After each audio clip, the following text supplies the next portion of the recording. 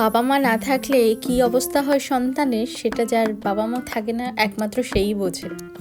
এই দুটো পাখি অনেক দিন ধরেই আমাদের ফ্ল্যাটের ছাদের ওপরে বসেছিল।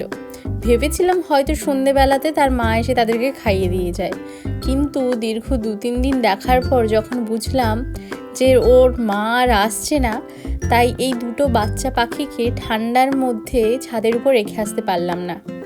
তাই আমার হাজব্যান্ড এই দুটো পাখিকে নিয়ে এসেছিল।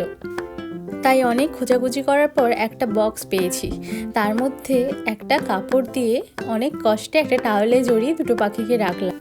এত ঠান্ডা এই পাখি দুটো ছিল বলে দেখে অনেক মায়া লাগছিল।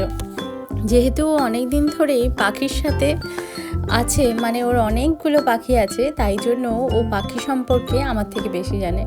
তাই ও পাখিগুলোকে ধরেই বুঝতে পারছিল যে পাখিগুলো অনেক দিন ধরে খায়নি বা তার অনেক খিদে পেয়েছে।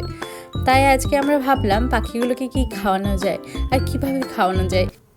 আগে তো থাকার ব্যবস্থাটা করি, তারপরে নয় খাওয়ানোর চিন্তা হবে। দেখো আরামে কত সুন্দর বসে আছে। একটা পাখি একটু বড় আর আরেকটা তার থেকেও একটু ছোট। কত শান্ত দেখো, এখনও গায়ের পালকগুলো ভালো করে হয়নি, এতটাই ছোট সে। এই পাখিগুলোকে কি করে খাওয়ানো যায় জানা থাকলে জানিও।